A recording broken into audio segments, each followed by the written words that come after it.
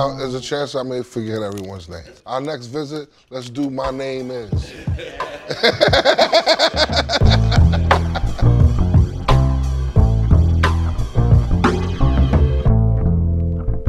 The release date of 3 Feet High and Rising in '89 was, it's a little bit of a blur.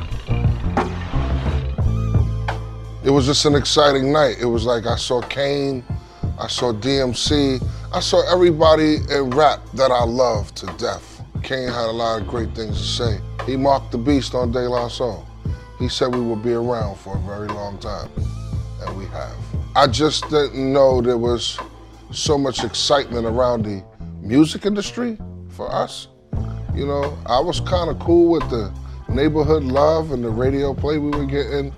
And then as the opportunities that were coming to just do shows here and there.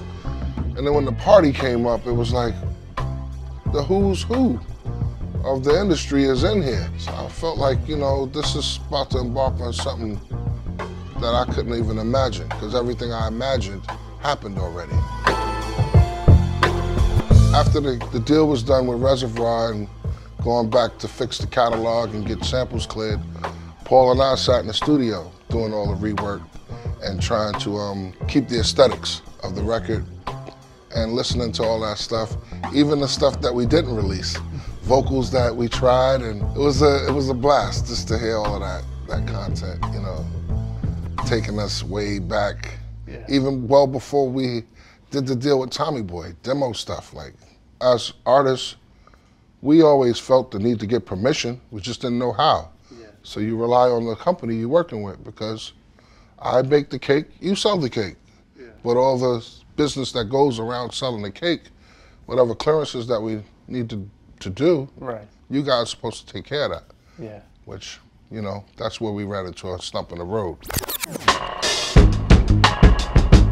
De La, we're in the business of art. Like, the people I work for, it's my fans. And that's how it's always been.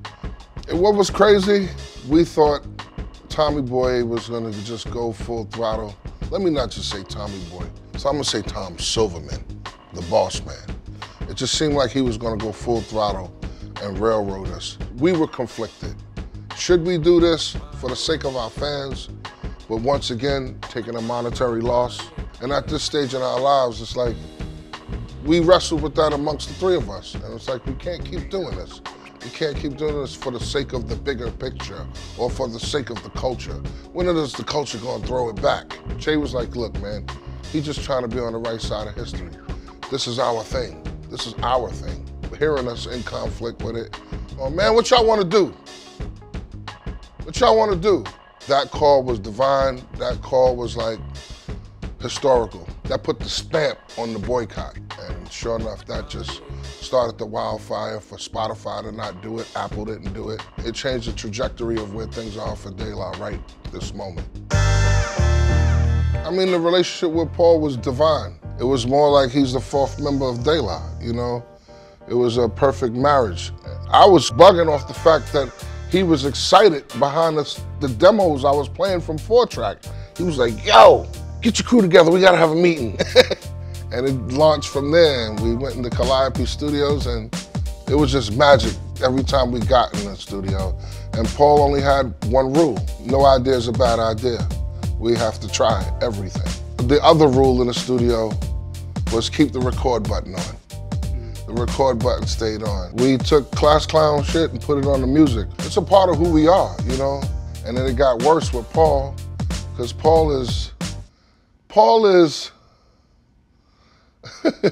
think of every comedian you can think of and then add RZA to it. RZA and Dolomite had a baby. And named it Prince Paul. But Prince Paul is, yo, he's a genius, man.